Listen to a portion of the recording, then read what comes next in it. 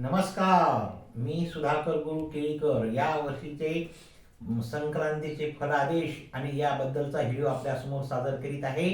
या सर्वांनी लक्षपूर्वक ऐका. श्री गणेशाय नमः. श्री सरस्वती नमः.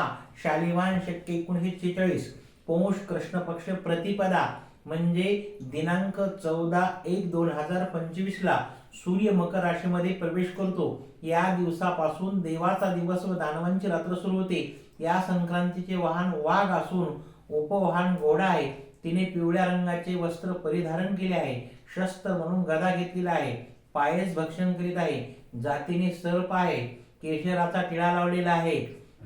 बसलेल्या अवस्थेत तिचे वाहन माधुरी व नक्षत्र माधुरी आहे. तिचे सामुदाय मुहूर्त 45 आहे. ती पूर्वेकडून येते, पश्चिमेकडे जाते, वायू दिशेकडे पाहत आहे. संक्रांत ज्या दिशेने येते तिकडे लोकांना सुख प्राप्त होते.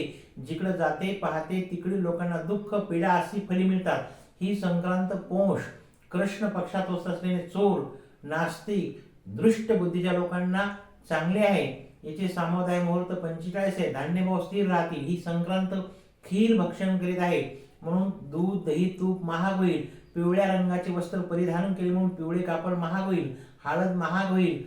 जातीने सर्प आहे म्हणून सर्पाची भीती राहणार नाही. या संक्रांतीच्या काळामध्ये दान, धर्म, पुण्य आदी कृत्य केले असता त्याचे फल शतगुणित होता. शुभम भवतु.